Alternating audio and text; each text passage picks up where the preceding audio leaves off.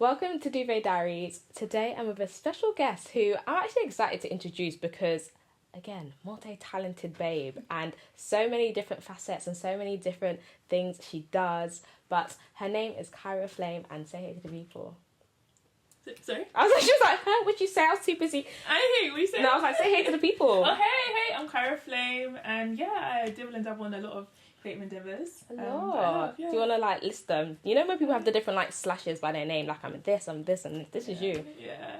Do you want the full list, or you want the shortness? Give us the full list. We like to go big here, so tell the people. So I'm a singer-songwriter. I have a couple songs on Spotify if you want to check them out. I also have my own music podcast, which I started fairly recently. It's a work in progress, but I love doing it. Where I bring on different upcoming artists that are my friends, and we kind of talk about their story. We talk about their process, and then we also do a little collab as well to show their potential and get A&Rs to sign them. Period, because they deserve it. Yeah. I also do photography, and I host events. And I do a bit of voice acting. And that is all I can think of right now. But a few things might come up as we talk throughout this conversation. Yeah. But yeah, you do a multitude of things, and it's obviously so inspiring. It's so lovely to look at all the things that you do and how you do them all so well. What would you say was your entry into this kind of creative world? I feel like I've always been a creative. I studied art in school, studied in A-levels. I did terribly in A-levels, but my best grade was art. But I still chose to do computing in uni. I don't know why. Just because, yeah. And then I changed and I chose to do fashion. Amazing. Which makes sense, because if you're watching the visuals, we got the whole course. No, period. Thank you. It's the cool set for me. Thank you very much. It's always, and I feel every time I see you, whether it's in person or on Instagram, you're always just looking like a stylish babe. So we love it. We love to see it. I love it. But yeah, breaking into the creative industry, I don't know, I think I just have always loved the arts. So, and also I like to take opportunities and I like to try new things. Right. So I try things for myself, and if I enjoy it, then I just try to go a bit further. Yeah. But consistency is something that I'm trying to overcome. It's hard though, and I think it's because I always say, when it comes to sort of social media and such, people are always just be consistent. Yeah. And it's you want to overlook it and be okay, but you've already got a million followers, so what do you mean just be consistent? It must be more to it. But there is it helps to be consistent, and there's a reason for it, and it's difficult finding that, but there's obviously different barriers and different obstacles externally, but also inwardly that could be the reason as to why we maybe hold back from being consistent 100%. And such. I was girl, so I'm about to revert it to you. What have you found to be kind of difficult when it comes down to putting your art out there, putting your music out there, and what's held you back a bit? Fear is a very big one for me. I think when it comes to my music, especially when it comes to performing, I hate performing so much. Even though I host and I like being on stage. Right. When I'm singing on stage, it's a whole different ballgame. What do you think changes for you when you're singing? I feel when it comes to singing, because it's my voice and something that I've it's something so sacred to me. Yeah. And it's I sing all the time, I sing in my room all the time, things like that. But if I don't deliver it how I know that there's potential for me to deliver it, that gets to me. Right. And now I'm overthinking it, and then it's coming out in my vocals, and then even though people are I'm never gonna tell you, you look confident, you can tell it's an act. I'm faking it. No, it's really a performance because deep down I'm shaking, and I can hear the vibration in my voice with me being nervous, and then that's playing, and I'm oh my gosh. But when it comes to hosting, it's just I'm just me, so I'm just talking, I'm interacting, I love what I'm doing, and I'm around people that are doing things that I love. Yeah. So I'm just doing that. And it feels more natural. Exactly. How did you sort of get into hosting and into that world? Oh, so you know how I said I was scared of performing? Yeah. So in November 2022, I was reached out to. Yeah, they reached out. Yeah. They reached out to me. Yeah, Reggae Music. They run events, really, really good music events. And they said that they wanted me to perform. And I was just oh, Mum, they said I should perform. Should I do it? And she's yeah. And I was okay, I'm going to go for it. So I did. And as in perform, as in singing or host? Yeah, so they'd come across my music on Spotify. Wow, that's so big. Yeah, I know, me, I don't even know. I was just so surprised that anyone had reached out to me because also though, I did used to post during the lockdown, I did used to post short videos of me singing songs that I'd written, short songs that I'd written, just things to do, and I liked songwriting. Yeah, let's just put it out there. Exactly. So I think they saw some of those as well. Wow. And they checked out my music and they liked it. So they said I should come through and perform for their Rhythm and Soul event. And then... Did you perform like an original song or? Yeah, I performed both my... So I have 2 songs out. And then I also have a song that I'm featuring on with my friend Wale. Some call me Wale. So I also got him on as well, which was nice. That's so nice. Yeah, that was my favourite part because I wasn't alone. Yeah, so it feels like a sharing experience together and you feel like someone's there to look at it. Exactly. You get nervous, Exactly. And he was nervous too, but like, I think also when you have performer friends around you, like he really encouraged me in that moment. Right. Like he was really calming me down because I was really nervous. Yeah. So yeah, it was definitely helpful. And then as soon as I got off stage, I was like, yeah, this isn't for me. You're like, so I did it though, but it just wasn't for me. Yeah, it was a lot. And then he asked me to, Rohi Music asked me to perform again for another event that they were doing called Rima. And I was just like, can I try hosting instead? You're like, how can I get out of this but not say no? Exactly. And the thing is, everyone kept saying that my stage presence was really good, but I didn't feel like it was. Right. But they said my stage presence was good, but the difference would be that I'm not singing if I'm hosting. So I said, okay, you know what? Let me try hosting. He said, yeah, sure. So I hosted it. It was like a spoken word music kind of event. Oh, that's so cool. I love me a bit of that. Yeah, I mean, next time come through. Oh, come through. And I loved it. Oh. And I there was like lots of strikes and stuff. And I like improvised and got the crowd engaged and stuff. And I think he was like, no, we need you. So then I hosted Overtime Festival, which is the next event, which is quite big. And then, which is also run by Working Music.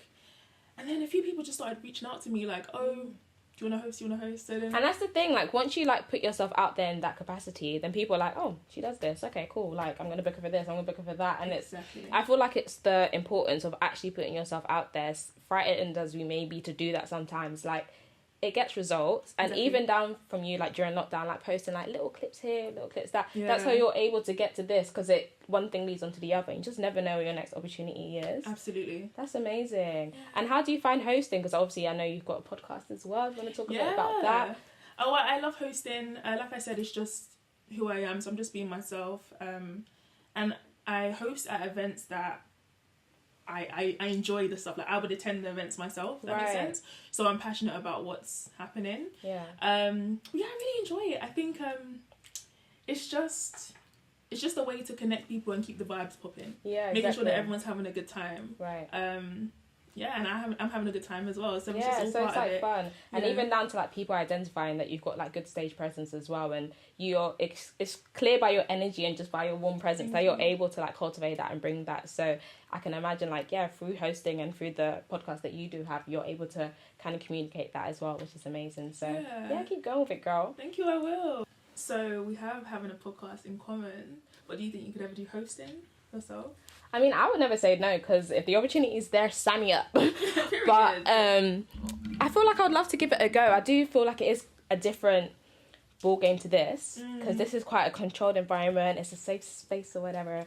But hosting is like different things and different elements coming up and like it's live too. So how do you find navigating that? You do have to be on your toes a lot, especially as unexpected circumstances come up sometimes. Right. Not always. But I think you're a natural. I think you have a good personality. I think. Thanks. Tell me more. What else? You're interesting creatives as well. Like it's much appreciated, and I think people would be able to feel that. Like the crowd would be able to feel that. Depending on what event you wanted to host anyway. But I would say if you did want to do it, start off small. Like the Rima one was very, very intimate. Right. And it was spoken word, and I invited a lot of friends as well. Oh, so you can see your people in the crowd. So exactly. It's like, and like I brought different friends, and they got along really well. That's always the best, when you're different friends. It was nice. Yeah, like we were dancing together, or vibing together. It was good. I think that was a good way to set off my hosting journey, and then That's amazing. And what's been your favourite, I guess, gig you've done or like hosting gig you've done? Oh, my favourite. Ooh. Okay, I hosted Art House, which was like this. So my friend T creates visions. She's an iPhone, a really incredibly good iPhone photographer, and she manages an artist. So she got him to perform. There was a few different artists performing. There was Tooth Gems. I got grills as well. I love me a good grill. There was grills. There was Tooth Gems. There was music. Yeah. There was art. Like. Everything, and just so many cool people that came together, and we just had such a good time. I think I might be hosting her next one, but I'm not entirely sure. But yeah, I think that one was just I didn't really know what to expect. Whereas with like Roki Music, because I'm like part of the team, familiar. Like, and yeah, so this one I was like on my toes, but it was still really fun. I don't know. Yeah. I don't really have a favorite, but I think that one was like very memorable because it was a bit more out of my comfort zone. Right. But we still and had you're a still good able to deliver. You're still able to do your thing. Yeah. Also, I liked my outfit that day. That always helps. So my memory of it is just like up there. No, I love that. And talking about fashion, like when do you feel like you really stepped into your sort of like, you know, fashion expression and... like in school, so I didn't really have like a friendship group per se until I got to like sixth form, I think. Right. And then sixth form, like even in school actually, people would always be like, even like my best friend at the time, oh Kyra, like what's this kind of thing? Like I would always buy things or wear things that were like not really like in, but I liked it. And you're gonna make it work, like. Yeah. Or I'd like straight to like 90s, or it would be things that people would say that's really nice, but they wouldn't wear it. And I didn't really know how to like play with that. Take that, yeah. But in the end, I ended up embracing it because I like the fact that I'm different. Yeah, for sure. So now it's like I'm always trying to be different. Like, right. I don't want to like anybody. Well, it depends. If I do wear something that's like in, I try to like make it my own or something. Yeah, no, definitely. But yeah, I think probably like sixth form is when I started to really explore because I got my first job. So able to buy my own clothes. Have more money, yeah. Exactly. So yeah, I'd say then. No, definitely. And I feel like it's hard because when you're growing up, all you actually want to do is just fit in with your peers. You just want to look the same. Not me. Yeah, not me, but it's just I was like, no, not me though. Right, and it's like finding your sort of individuality in general. Yeah. But then also like having that translate to your individual style is such a big thing. And then it becomes how people identify you. Exactly. And it's so funny because obviously like you've had like red hair, you've even had like brighter hair as well. Yeah. And like I was like, oh, is that where Kyra Flame came from? And I want to hear more about like your name and your how that came about. Name. Yeah, tell us how it came about. Kyra Flame. Kyra Flame. So my name is Kyra. Well, my name is Kyra Jade. That's my first name. And I was torn between going by Kyra Jade or something else. So I decided for fashion, I'm going to go with Kyra Jade. My full name, Kyra Jade, Lamty. And that's my designer name or whatever. And then everything else would be under Kyra Flame. I was looking for different names. I was thinking, what can I do? Yeah. And I kind of feel like it might have come from this. But when I was younger, because I can't rap to save my life, I used to say, my name is Kyra, I'm hot like fire. And then it just... it's so cute. It just came from that, and then I think that's kind of what inspired it. Well, like, that's the story we should go, because that's cute. Flames, like, I don't know, and I also just felt like hot is always going to be associated with something good. Like, I mean, obviously, like, hell and stuff. God forbid. God forbid. But, like, apart from that, like, when you think things that are hot, on fire, or like, spice, it's always good thing. Like, there's a lot you can do with that as well. Like, and also the colours as well. For sure. Like, those are my like red, orange, yellow. Those are colours that I'm not wearing much today. But yeah, we're just it's giving a funeral, but we're making it work. We're making it work. Yeah. But no, it's true. Like, I feel like you want something that's gonna give that sort of wow factor and like also have a story. And I feel like Flame really gives the edge to it. So I'm so here for the title, the brand, and all that. Thank you. What do you want to see yourself doing that you haven't already done, or what do you feel like there's something that you've been wanting to step into more, but you've been a bit hesitant to do it? Everything. She said everything, all of it. And it's much. Like, I want to do everything. And I've realised that sometimes you have to just, like, work on the things that you started. Develop those, strengthen those. And then once you become a pro at those things, then you can take on other things. Whereas me, I would try this and try that and try this and try that and try this. And I enjoy all of those, but I never finish it. Yeah. So I thought, okay, cool. I had to, at the beginning of the year, I had to kind of prioritise the things that I wanted to, like, take a bit more seriously this year, put more time into this year, as well as my day job. I work in digital marketing. Yeah. To make the money. Because also, when you're creative... It's got to be paid. Exactly. When you're creative, you need to have that corporate role or something that's going to give you the stability. Right. Because it's not easy. Yeah. But yeah, as I was saying, so I decided to kind of, like, try and prioritise music. And there's an umbrella under music for me. So there's the singer-songwriter, there's also the podcast, and then technically hosting the events is like usually music events that I host. So I'm able to do all of those, but still kind of prioritise music. Right. But I did start photography last year, which I really, really love. It's just like, so I like to start other things sometimes. And like, I'm just going to prioritise. Yeah, no, but I've always wanted to do photography. Yeah. And then I worked at a creative studio, so I had the resources. Right. And then I used their camera, and then I bought my own camera, which was the same one, because it worked for me. Yeah. So everything kind of just fell into my lap with that. But I'm able to do it. Yeah. But I think I had to make the sacrifice and put it under the music for now, just in order for me to grow. Yeah. But I will, you know, strengthen it over time. But I do want to try DJing. Period. I could so see you as a DJ, like whole afro out, like just whole vibe, Kyra Flame on the decks, like for sure. I love music, but I need to take time.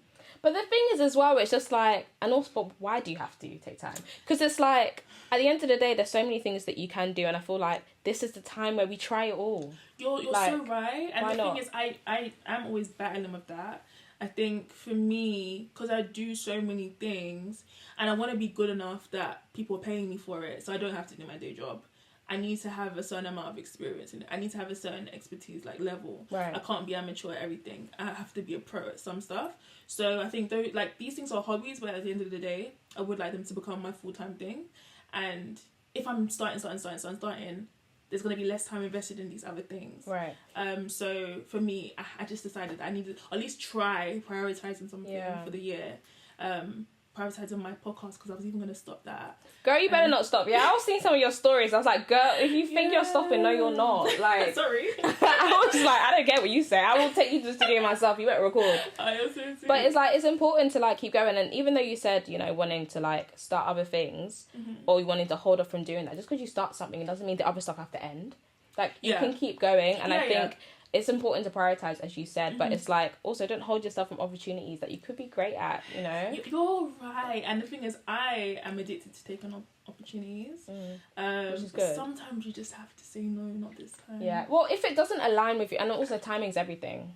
So if it doesn't align with you, you just don't think it's the right time, then it's like, I completely understand that as well. But talk to me a bit more about DJing and going into that DJing. scene. Oh, this is like okay.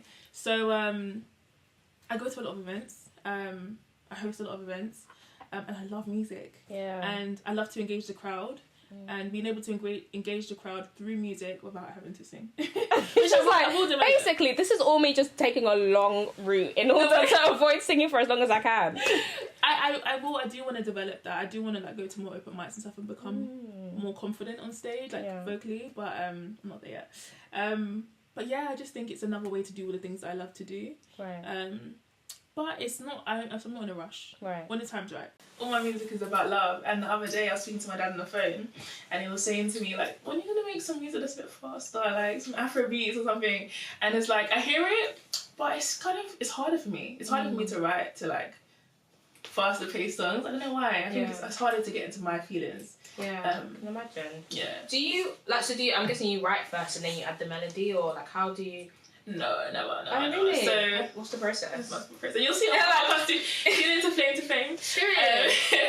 But my way of doing music is I might find a beat on YouTube, a type beat usually, and then I will see how the music makes me feel. If I like the beat, so the music makes me feel. Think of any like imagery or like any emotions that come to mind. Sometimes I might make like a hum a melody, like whatever comes. And then with the themes that I've associated with the beat, I'll start to bring like words. Oh, I see. So it's really the music that's bringing out 100%. Wow, okay. 100%. And then I use my notes app and my voice recorder app, if you know. And then, I just kind of just go over it, and then I'll record it. Yeah. Oh, I love that. Okay, I was really interested with the songwriting, I guess, process, because I write in terms of like, I journal a lot, so I write just like stream of consciousness, like just my thoughts and how I'm feeling and whatever. And then I do like to write poetry, but I've always like been thinking, how would I transition into sort of like songwriting and like doing that for other artists? And I always thought, okay, maybe I could just make my poems songs. But then it's like, my poems be too deep, so I'm like, I feel like no artist is gonna want to start. Too deep? That's perfect. No, but it's in like too like, I don't know. I feel like there's a different vibe of like songwriting and poetry. I don't know. Or is it one and the same? What I'm hearing is niche. What I'm hearing is you're one of a kind. What I'm hearing is that you need to try it. Oh. Yeah, I think maybe because I tried to think of the strategy, the way to go about it might be like, if the poem is quite, is it stanza? I don't know. Yeah, well, the verses, The first verse is like a similar structure to the second verse. Right. So like the beats of it, like if it's like, depending on how you perform it, try and find a beat that kind of is similar to that. Is it like a faster paced one? Is it a slow one? Right. Position it, like listen to different beats on YouTube. the thing that, okay, my trick, is... Go on. Jump. That's how I suggest. Like, let me know. But artists that you like, what artists do you like? SZA. Okay, period. Okay, SZA, say number one. Beyonce. Okay, so type in SZA and Beyonce type beat in YouTube. Listen to a few of them. See if you like any of them. Then have a poetry and like pace. Like try with the first line and pace it. Try it faster. Try it slower. And then continue it. And sometimes it doesn't need to be perfect. Like sometimes it can be a bit better if like a line is like longer than the last one because it adds character. So would I be reading out the poem that I've written over this beat? No, you're well, you are technically, but I think rather than just reading it over the top, like you're breaking it down. Right. So you'll be more conscious about it. Right. So you're feeling the music, and then you're. Do you sing? No. Okay, we'll try and can't sing, y'all. I mean, I can hold a tune, but I'm not like I'm no Kyra Flame. Holding the tune is enough, more than enough. And then just like pace it. Like the first one, just paste it onto the song. So it doesn't always work. Yeah. That's me personally. It's harder for me to do it that way. I don't write first and then put it on the song. But then sometimes if there's like someone that wants me to go on their song, I might try a song that I've written before, like in the archives, on top. But it's harder for me. Yeah. I prefer to start from the music and then feel it into the lyrics. That is so interesting because I always assume that like it starts with like the writing. Some people, yeah. I guess it just, yeah. Oh, that's so interesting. And I'm always like, so say if like you're feeling something, because obviously when you're writing songs, it's based on things that you feel, I guess things that you can imagine other people to feel, for example, or where does it come from? Like what? It just really depends. It depends on what I'm feeling like. So it can be my personal experience. It can be me like from a different perspective of myself. From a different perspective of somebody else. Yeah, like sometimes like I try to write sometimes like to younger me or to older me, future me, and for different reasons. Because you know how I said all my music is about love? Yeah. So it can be romantic love, it can be godly love, it can be self-love. So you love a girl. I love a girl. I really am. I love that. And it's February right now. You know. but yeah, so it's just different perspectives in that theme of love in different ways. Yeah. So it can be, I can imagine certain scenarios and then put myself in their shoes and do it, but it's never going to be as authentic as if it was coming from me. Yeah. I feel like. So how do you kind of categorize or consider your sense of self then? Because you said that you've written to like different elements of you and yourself. So who is Kyra? You know, like who are you? Like, that's a hard question. Who do you consider yourself to be? Who do I consider myself to be? I feel that's a hard question to answer. What do you mean per se? Like, how would I describe myself? Yeah, how would you describe yourself? And also, when you think about your most authentic you? Yeah. Who is she? What does that look like? How is she? Like, how is she? I hope she's okay. But like, who is she as well? Like, okay, if I was to use 4 words, I would say colourful. Ooh. I would say Kyra Flame, we get it. I would say sensitive. I would say nurturing. And I would say I kind of want to say smiley. Smiley, you are a smiley babe. Yeah, you are. That's so cute. Yeah. And how do you feel? Okay, those are good words. So you said colourful, sensitive, nurturing, and smiley. Yeah. And how do you feel like those, I guess, 4 adjectives you've used would come across in your music, or how do you like to kind of portray your sense of self through your music? Oh, okay. So you know how we spoke about living through someone else's experience or writing music about So I'm someone who I think is like an empath. So like when someone is experiencing something, you feel it. I feel it. Yeah. Like it's sometimes it's quite intense, and it can affect me sometimes. Wow, yeah. So that's kind of like I feel like I'm sensitive in that way. It can be positive and negative, but I feel like when it comes to my music, I can kind of look through life through different people's lens. Exactly. That's so cool. Yeah. Colourful. I say that because I feel like colourful for me is very positive. And I used to, like when I say like, black people, coloured people, I just used to think it's such a beautiful thing to be called coloured. Like, it's not, obviously. I know, but they've tainted what that would have been. Yeah. Exactly, but like colourful is such like... a vibrant... Yeah, like there's so much to you, there's so much range, there's so, like, you know what I mean? Like, I would never take that as a negative thing. Right. I think it means that you have a lot to offer. I think that it means that there are many different parts to you. There can be lower parts, there can be brighter parts. Right. But it adds substance, you know. Yeah. Nurturing. I love a girl. I've got a lot of love to give. So a lot of my music is talking about the love that I have to give, usually in a romantic way. I love that. So no, I don't. I'm like, that's cute, because I'm like, as I said, like, if I was to, like, write something, I feel like it will go straight to, not necessarily heartbreak. I'd be acting like I'm so heartbroken. I'm actually not, but I just really like the music. It sounds like a heartbreaker person talking, but it's fine. Like, but no, I feel like, you know, like a lot of R&B music where they talk about love and such like that. Like, I love that. And also just music that makes you feel something. Yeah, like, exactly. I really, it's just, I feel like that's key. So I feel like with your poetry, when you said that it's deep, that's what people need. I think a lot of the time, it's like, you want to make music that people can connect to and can relate to. Because like, okay, people like Brent Fayez, but who really is toxic like that? Like, no one, like, it's not. Oh, you want to talk about toxic men? Like, they exist, babe. Let's not. They exist. I do like Brent Fayez's music, but I can't connect with it like I can connect to Clear Soul, for example. Right. Oh, because hers is raw, hers is authentic, hers is her experience, hers is like, it's just, I don't know, it's just pure. Yeah. Do you get what I mean? I do get you, yeah. So I feel like that kind of music touches me more. Right. But then with Brent Fayez, usually it's like the actual music rather than what he's saying. The music, the way that the instruments are being used, the layers, that affects how I feel. Yeah. So yeah, I think depending on what you choose, you can sort of make people feel things. But for me, I would choose the Clear Soul route. Because I personally would choose that route. Yeah. That route. Okay, cool. So that was colourful and it was nurturing. Colourful, nurturing, sensitive, and what did I have again? Smiley. That is so cute. Smiley. I don't know how I can relate Smiley to my music. I didn't think about. I know that was a couple, but it's just but I think it's again just your aura. You are very smiley. It's actually like that's a good term to use for you. I hope it's contagious. Because I do like to bring joy, and I think, you know, like when you're younger, people are like, oh, like a smile can change someone's day or whatever. I really took that personally. Oh. Yeah, because it's not gonna cost you anything. And also I remember hearing something like smiling uses less muscles in the face than frowning or something like that. It takes something like that. Yeah. Anyway, all these things I was like, okay, smiling, okay, this is good, tick, and like, no facts. Why not? There was another one that was like smile while you still have teeth, or like whoa. But like you might as well like so no, that's really cool. Wow, I want to see you like go out there and do more of your music, because like you should, and like even just hearing your process, and you can really tell you're certified lover girl, but you're also really a lover of music. And I feel like the world should like see that more. And like I'm not gonna go viral overnight.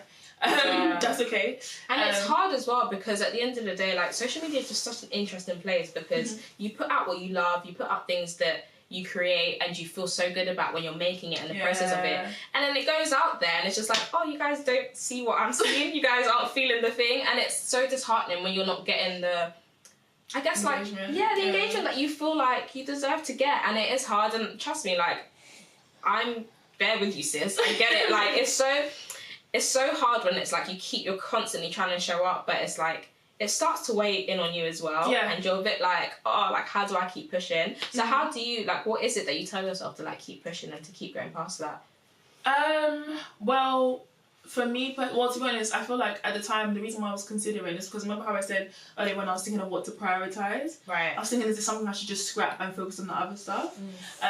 But because I decided to go for it, this year I'm really trying to push myself for consistency. Yeah. So it's like, even if next year I'm like, you know what, I tried, yo. So, I did a video every single week and I did Slack and you still hate it. Okay, bye. Like I can't force it. I can't force feed you the episode. It's okay. It's not my fault.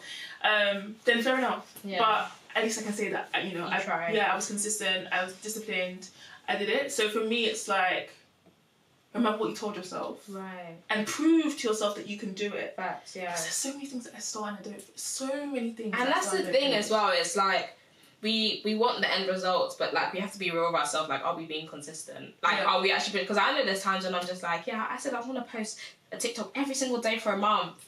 It got to like day like 11, and I was like, oh, okay, maybe that was good. Yeah, but then it's like that's also not the 31 days you said you're gonna do. Yeah. So then it's like, right, so you want these end results, but what are you doing to get there?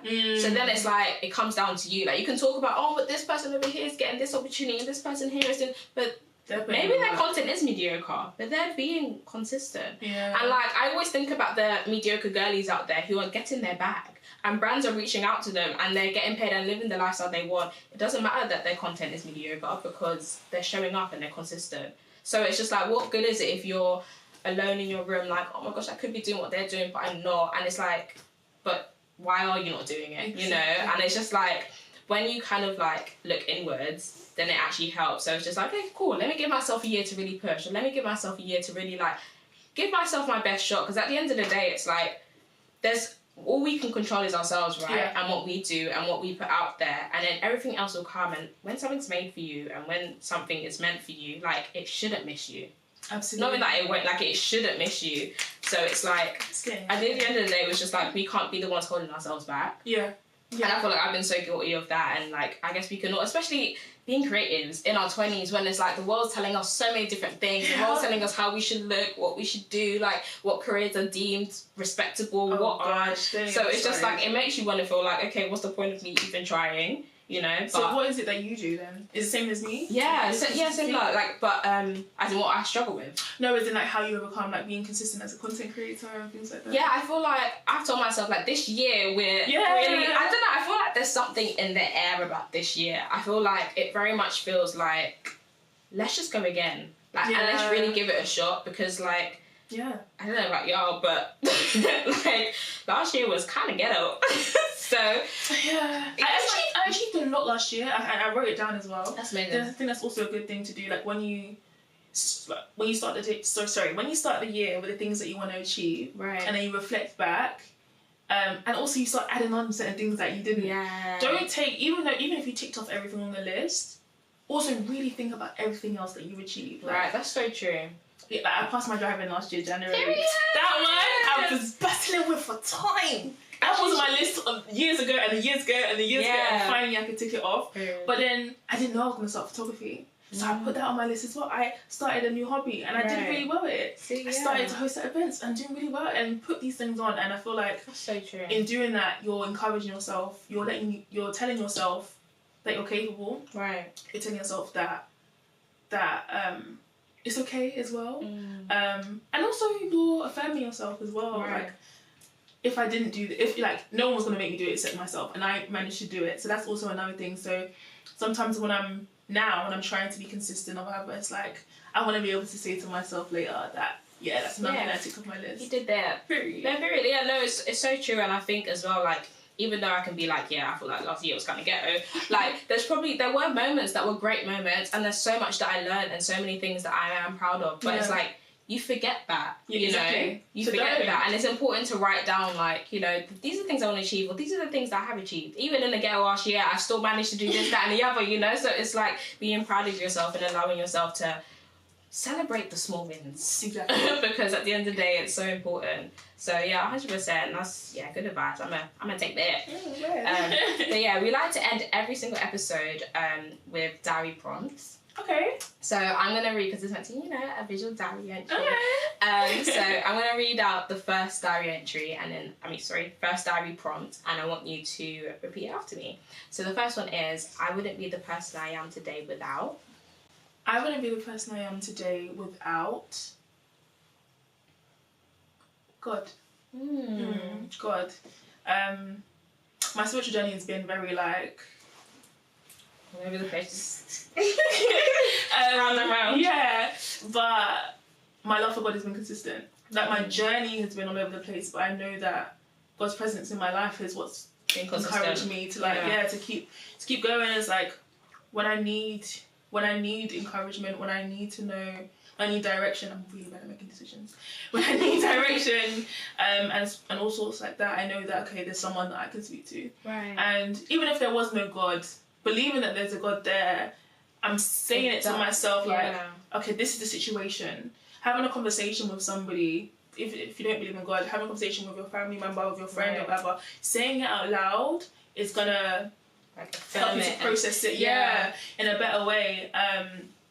But yeah, I think also just the love of God as well. I would say so. Amazing. Yeah, and I agree. Like, especially at this age, and just like society is just always changing and always seems to be just dictating where we should be and what we should be doing and how our life should be looking like, and like things keep changing. You think you want to do this thing, but then this thing happens, that's an obstacle, and there just seems to be constant movement and constant change. But I can agree and testify to like, yeah, God is consistent and I will always be, and it's lovely to have like the faith that you are fully involved in and fully believe in, and have like a higher being that is you can put all your trust into. So exactly. I completely agree. The second diary prompt is I feel the safest when. Ooh, I feel the safest when. I feel the safest when. She said when. When do I feel the safest? Yeah. Do I ever really feel safe? I feel like no. Speak on it. I guess like. Once again, God, I think, is that God is my safe space, but at the same time, like, if we're not going back to God, just to switch up the answer. If it's God, please. I mean, it's always God, but I think I live with so much fear. Fear of so many things. Fear of making the wrong decision. It's so interesting that you say that, though, like fear, because you seem so fearless in the amount of things that you do and the amount of things that you try. It's an ant! I'm joking. No, like I was saying to my friends earlier today, that sometimes you just have to do it scared. I saw it on TikTok and it's like, yeah, I really believe that. Yeah, because I love that quote, bro. Like, do it, but do it scared, Like, even, like, I feel so comfortable with you and communicating and stuff like that, but there was still a few nerves, like, you know, like, what if I say the wrong thing, or I don't deliver the way that I want to, or things like that. It's just everything, just something scared. And then physically, being a woman, being a black woman, just so many different things play. But at the same time, I just also want to live life to the fullest. I don't want to look back and be like, oh, I didn't take this chance because I was living in fear. Exactly. And fear is such a real thing, but it's like, it's like God can't exist where there's fear. Do you know what I mean? Exactly. So it's like letting him in and allowing him to like cultivate the presence that you want to exist in. But it's so real. Like there is going to be fear, and like life is scary. People are scary. People ask me, can I ask you when you feel the safest? Because I just want to. Because maybe I'm not thinking of what the answer could be. Well, no, but it's like I think God is a big part of that. But I think, you know what, when I feel like I'm in it, because it can be any environment, but it's where I'm surrounded by people that allow me to feel my most authentic me.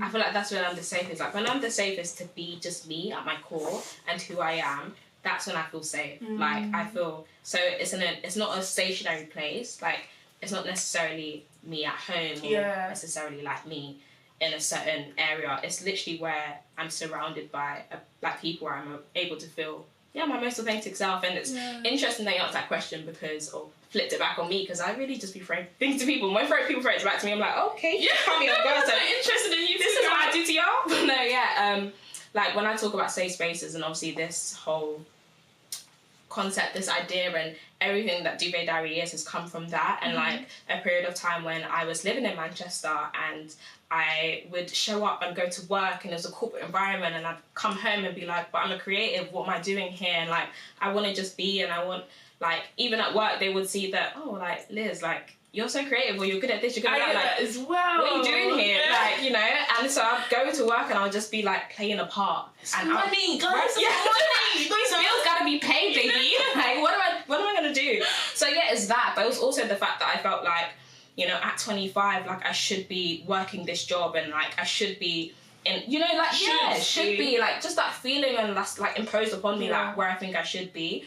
And anyways, I'll do all that stuff, and then I'll come back home and then be back in my bedroom and be like, oh my gosh, like now I don't have to put on an act.